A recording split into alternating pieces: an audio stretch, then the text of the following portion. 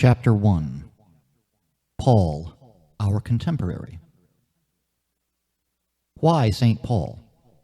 Why solicit this apostle, who is all the more suspect for having, it seems, proclaimed himself such, and whose name is frequently tied to Christianity's least open, most institutional aspects: the church, moral discipline, social conservatism, suspiciousness toward Jews?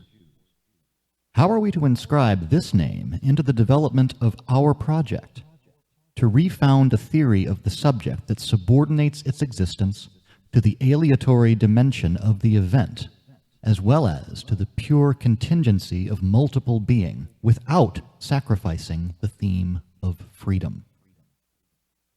Similarly, one will ask, what use do we claim to make of the apparatus of Christian faith, an apparatus from which it seems strictly impossible to dissociate the figure and texts of Paul? Why invoke and analyze this fable? Let us be perfectly clear. So far as we are concerned, what we are dealing with here is precisely a fable. And singularly so in the case of Paul, who for crucial reasons reduces Christianity to a single statement: Jesus is resurrected. Yet this is precisely a fabulous element, since all the rest, birth, teachings, death, might, after all, be upheld. A fable is that part of a narrative that, so far as we are concerned, fails to touch on any real, unless it be by virtue of that invisible and indirectly accessible residue sticking to every obvious imaginary. In this regard, it is to its element of fabulation alone that Paul reduces the Christian narrative, with the strength of one who knows that in holding fast to this point as real, one is unburdened of all the imaginary that surrounds it. If it is possible for us to speak of belief from the outset, but Paul's entire problem concerns the question of belief or faith, or of that which is presupposed beneath the word pistis, let us say that so far as we are concerned, it is rigorously impossible to believe in the resurrection of the crucified. Paul is a distant figure in a threefold sense: his historical site, his role as church founder, and his provocative centering of thought upon its fabulous element. We are duty-bound to explain why we are investing this distance with the weight of a philosophical proximity, why the fabulous forcing of the real provides us with mediation when it is a question of restoring the universal to its pure secularity, here and now. We are doubtless assisted in this by the fact that, for example, Hegel, Auguste Comte, Nietzsche, Freud, Heidegger, and again in our own time, Jean-François Lyotard, have also found it necessary to examine the figure of Paul, and have done so, moreover, always in terms of some extreme dispositions, foundational or regressive, destinal or forgetful, exemplary or catastrophic, in order to organize their own speculative discourses.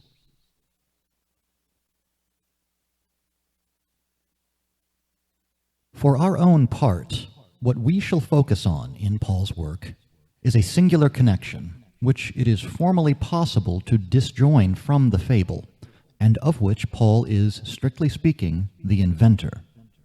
The connection that establishes a passage between a proposition concerning the subject and an interrogation concerning the law.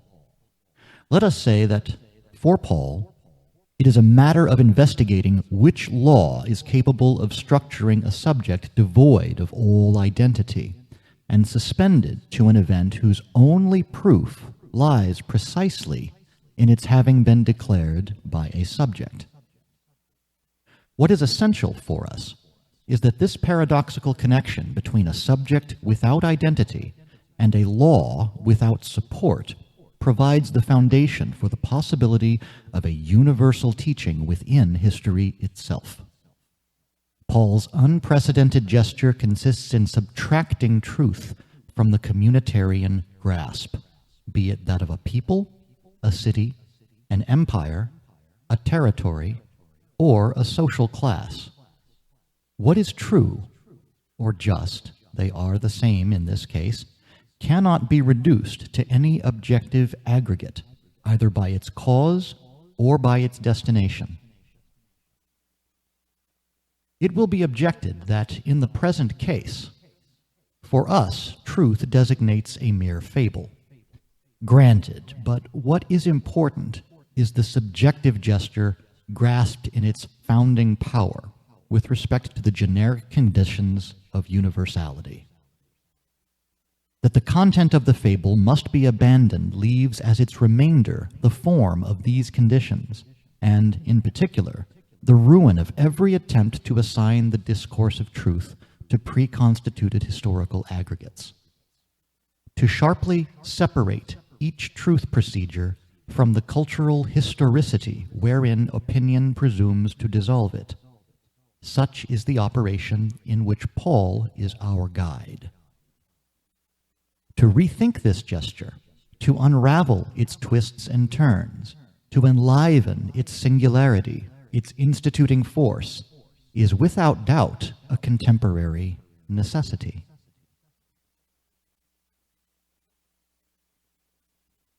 What, in effect, does our contemporary situation consist of?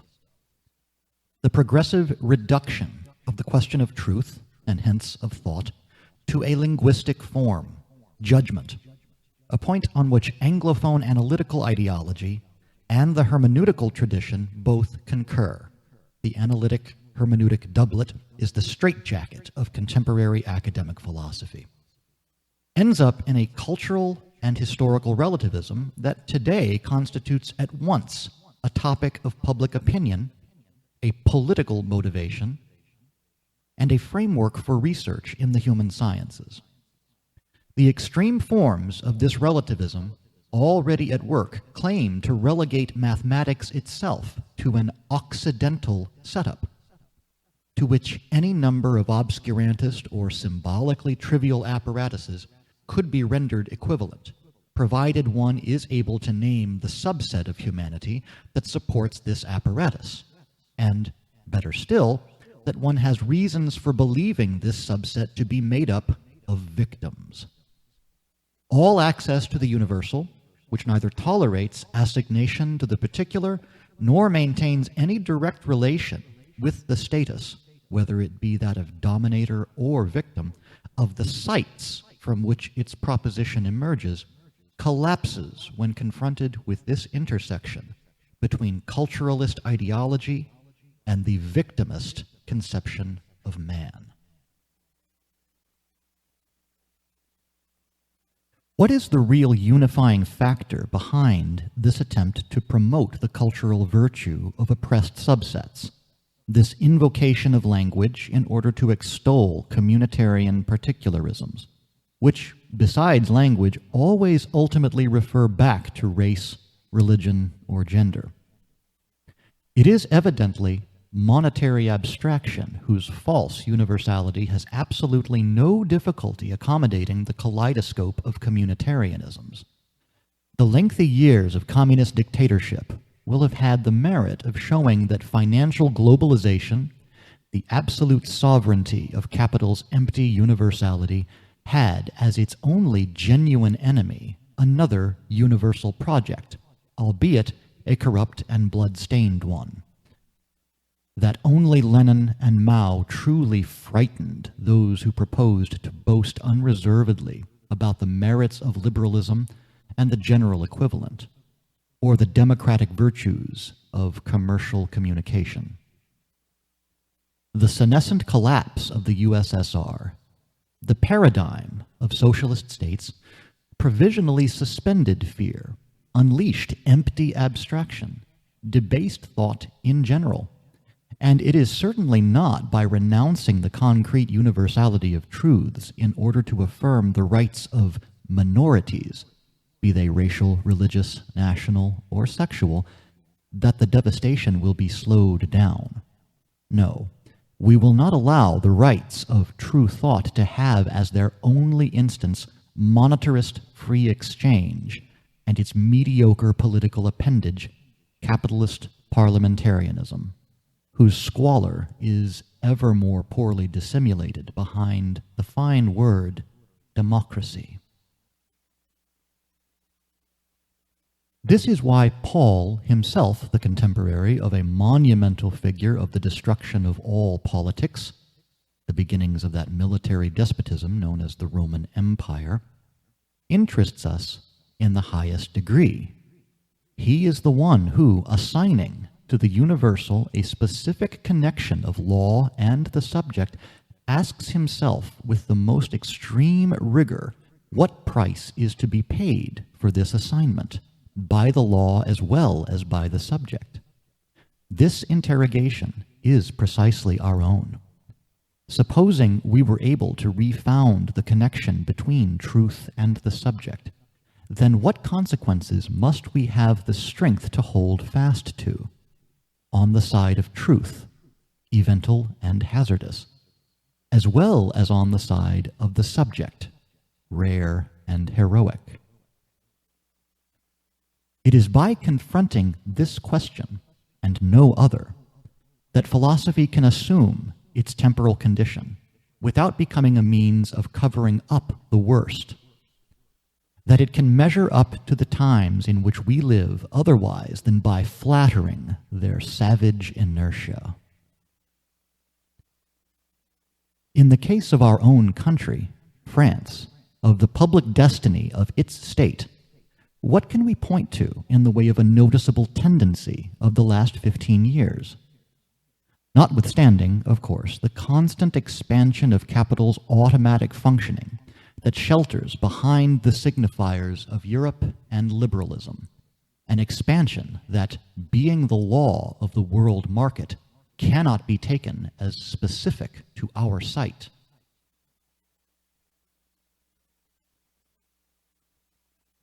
Alas, the only thing we can point to by way of reply to this question is the permanent installation of Le Pen's party, a truly national singularity whose equivalent we have to go all the way to Austria to find. Hardly a flattering comparison. And what constitutes this party's unique maxim? The maxim that none of the parliamentary parties dare directly oppose, so that they all vote for or tolerate those increasingly villainous laws that are implacably deduced from it. The maxim in question is France for the French. In the case of the state, this leads back to what served as the paradoxical name given by Pétain to a puppet state, zealous servant of the Nazi occupier, the French state. How does the noxious question, what is a French person, come to install itself at the heart of the public sphere? But everyone knows there is no tenable answer to this question other than through the persecution of those people arbitrarily designated as the non-French. The unique political real proper to the word French, when the latter is upheld as a founding category in the state, is the increasingly insistent installation of relentlessly discriminatory measures targeting people who are here, or who are trying to live here. And it is particularly striking that this persecutory real, proper to identitarian logic, the law is only valid for the French, gathers under the same banner as is shown by the sorry affair of the foulard. Resigned advocates of capitalist devastation, persecution is inevitable because unemployment precludes all hospitality, and advocates of a French republic, as ghostly as it is exceptional. Foreigners are only tolerable so long as they integrate themselves into the magnificent model presented to them by our pure institutions, our astonishing systems of education and representation. Proof that, so far as people's real lives and what happens to them is concerned, there exists a despicable complicity between the globalized logic of capital and French identitarian fanaticism. What is being constructed before our very eyes is the communitarization of the public sphere, the renunciation of the law's transcendent neutrality.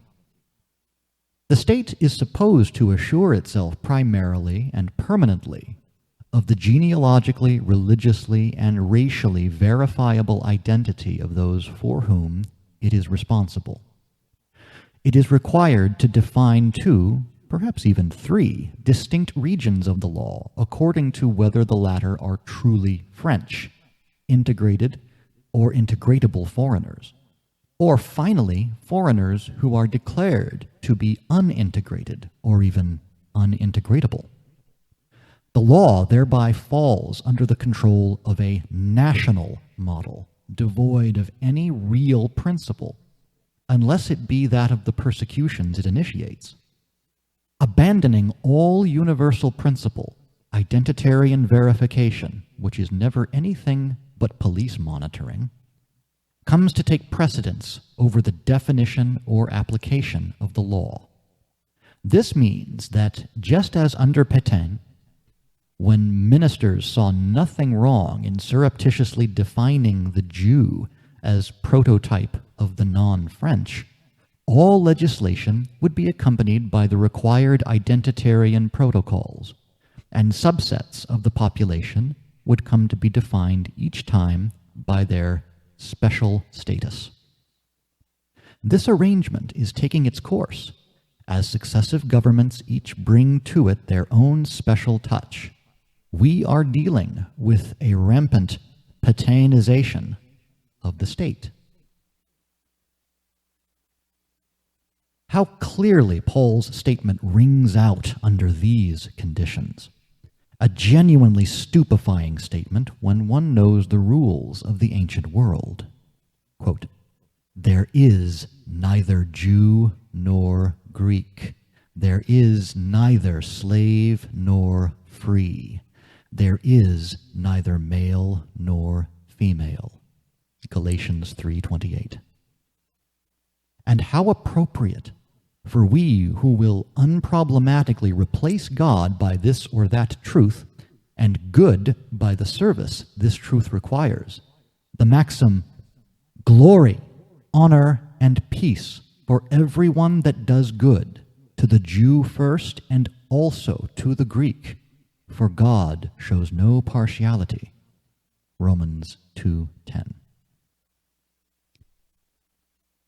Our world is in no way as complex as those who wish to ensure its perpetuation claim. It is, even in its broad outline, perfectly simple. On the one hand, there is an extension of the automatisms of capital, fulfilling one of Marx's inspired predictions: the world finally configured, but as a market, as a world market. This configuration imposes the rule of an abstract homogenization. Everything that circulates falls under the unity of a count, while inversely, only what lets itself be counted in this way can circulate. Moreover, this is the norm that illuminates a paradox few have pointed out. In the hour of generalized circulation and the phantasm of instantaneous cultural communication, laws and regulations forbidding the circulation of persons are being multiplied everywhere. So it is that in France, never have fewer foreigners settled than in the recent period. Free circulation of what lets itself be counted, yes, and above all of capital, which is the count of the count. Free circulation of that uncountable infinity constituted by a singular human life, never. For capitalist monetary abstraction is certainly a singularity, but a singularity that has no consideration for any singularity whatsoever. Singularity as indifferent to the persistent infinity of existence as it is to the eventual becoming of truths. On the other side, there is a process of fragmentation into closed identities, and the culturalist and relativist ideology that accompanies this fragmentation. Both processes are perfectly intertwined, for each identification, the creation or cobbling together of identity, creates a figure that provides a material for its investment by the market. There is nothing more captive, so far as commercial investment is concerned, nothing more amenable to the invention of new figures of monetary homogeneity than a community and its territory or territories. The semblance of a non-equivalence is required so that equivalence itself can constitute a process. What inexhaustible potential for mercantile investments in this upsurge, taking the form of communities demanding recognition and so-called cultural singularities of women, homosexuals, the disabled, Arabs, and these infinite combinations of predicative traits. What a godsend. Black homosexuals, disabled Serbs, Catholic pedophiles, moderate Muslims, married priests, ecologist yuppies, the submissive unemployed, prematurely aged youth. Each time, a social image authorizes new products, specialized magazines, improved shopping malls, free radio stations, targeted advertising networks, and finally, heady public debates at peak viewing times. Deleuze put it perfectly. Capitalist deterritorialization requires a constant re-territorialization.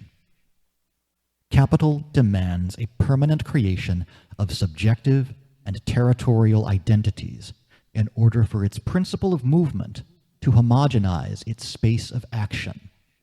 Identities, moreover, that never demand anything but the right to be exposed in the same way as others to the uniform prerogatives of the market.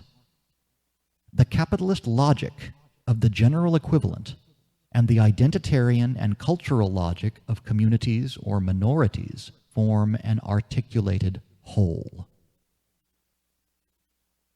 This articulation plays a constraining role relative to every truth procedure. It is organically without truth. On the one hand, every truth procedure breaks with the axiomatic principle that governs the situation and organizes its repetitive series. A truth procedure interrupts repetition and can therefore not be supported by the abstract permanence proper to a unity of the count. A truth is always, according to the dominant law of the count, subtracted from the count. Consequently, no truth can be sustained through capital's homogeneous expansion. But, on the other hand, neither can a truth procedure take root in the element of identity. For if it is true that every truth erupts as singular, its singularity is immediately universalizable. Universalizable singularity necessarily breaks with identitarian singularity. That there are intertwined histories, different cultures, and more generally, differences already abundant in one and the same individual, that the world is multicolored, that one must let people live, eat, dress, imagine, love in whichever way they please, is not the issue, whatever certain disingenuous simpletons may want us to think. Such liberal truisms are cheap, and one would only like to see those who proclaim them not react so violently whenever confronted with the slightest serious attempt to dissent from their own puny liberal difference. contemporary cosmopolitanism is a beneficent reality. We simply ask that its partisans not get themselves worked up at the sight of a young veiled woman, lest we begin to fear that what they really desire, far from a real web of shifting differences, is the uniform dictatorship of what they take to be modernity. It is a question of knowing what identitarian and communitarian categories have to do with truth procedures, with political procedures, for example. We reply, these categories must be absented from the process, failing which no truth has the slightest chance of establishing its persistence and accruing its imminent infinity. We know, moreover, that the most consequential instances of identitarian politics, such as Nazism, are bellicose and criminal. The idea that one can wield such categories innocently, even in the form of French republican identity, is inconsistent. One will, of necessity, end up oscillating between the abstract universal of capital and localized persecutions.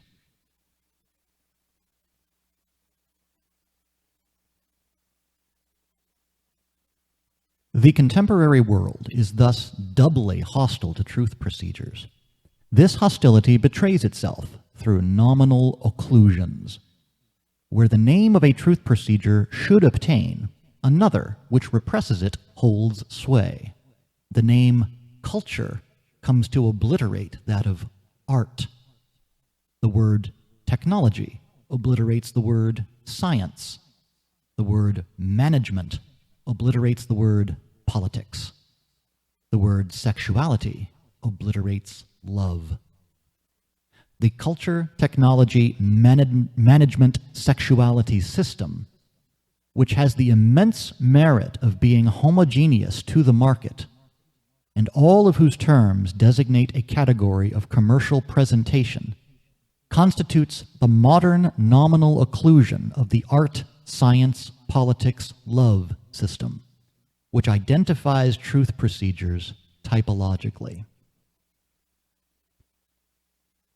Now, far from returning toward an appropriation of this typology, identitarian or minoritarian logic merely proposes a variant on its nominal occlusion by capital. It inveighs against every generic concept of art, putting the concept of culture in its place, conceived as culture of the group, as the subjective or representative glue for the group's existence, a culture that addresses only itself and remains potentially non-universalizable. Moreover, it does not hesitate to posit that this culture's constitutive elements are only fully comprehensible on the condition that one belong to the subset in question. Whence catastrophic pronouncements of the sort, only a homosexual can understand what a homosexual is, only an Arab can understand what an Arab is, and so forth. If, as we believe, only truths, thought, allow man to be distinguished from the human animal that underlies him, it is no exaggeration to say that such minoritarian pronouncements are genuinely barbaric. In the case of science, culturalism promotes the technical particularity of subsets to the equivalent of scientific thought, so that antibiotics, shamanism, the laying on of hands, or emollient herbal teas all become of equal worth. In the case of politics, the consideration of identitarian traits provides the basis for determination, be it the states or the protesters, and finally it is a matter of stipulating through law or brute force an authoritarian management of these traits, national, religious, sexual, and so on, considered as dominant political operators. Lastly, in the case of love, there will be the complementary demands either for the genetic right to have such and such a form of specialized sexual behavior recognized as a minoritarian identity, or for the return, pure and simple, to archaic, culturally established conceptions such as that of strict conjugality, the confinement of women, and so forth. It is perfectly possible to combine the two, as becomes apparent when homosexual protest concerns the right to be re-included in the grand traditionalism of marriage and the family, or to take responsibility for the defrocking of a priest with the Pope's blessing. The two components of the articulated whole, abstract homogeneity of capital and identitarian protest, are in a relation of reciprocal maintenance and mirroring. Who will maintain the self-evident superiority of the competent, cultivated, sexually liberated manager? But who will defend the corrupt religious polygamist terrorist, or eulogize the cultural, marginal, homeopathic, media-friendly transsexual? Each figure gains its rotating legitimacy from the other's discredit. Yet, at the same time, each draws on the resources of the other, since the transformation of the most typical, most recent communitarian identities into advertising selling points and saleable images has for its counterpart the ever more refined competence that the most insular or most violent groups display when it comes to speculating on the financial markets or maintaining a large-scale arms commerce. Breaking with all this, neither monetary homogeneity nor identitarian protest, neither the abstract universality of capital nor the particularity of interests proper to a subset, our question can be clearly formulated. What are the conditions for a universal singularity? It is on this point that we invoke St. Paul, for this is precisely his question. What does Paul want? Probably to drag the good news, the Gospels, out from the rigid enclosure within which its restriction to the Jewish community would confine it. But equally, never to let it be determined by the available generalities, be they statist or ideological. Statist generally belongs to Roman legalism and to Roman citizenship in particular, to its conditions and the rights associated with it. Although himself a Roman citizen and proud of it, Paul will never allow any legal categories to identify the Christian subject. Slaves, women, people of every profession and nationality will therefore be admitted without restriction or privilege. As for ideological generality, it is obviously represented by the philosophical and moral discourse of the Greeks. Paul will establish a resolute distance to this discourse, which is for him the counterpoise to a conservative vision of Jewish law. Ultimately, it is a case of mobilizing a universal singularity, both against the prevailing abstractions, legal then, economic now, and against communitarian or particularist protest.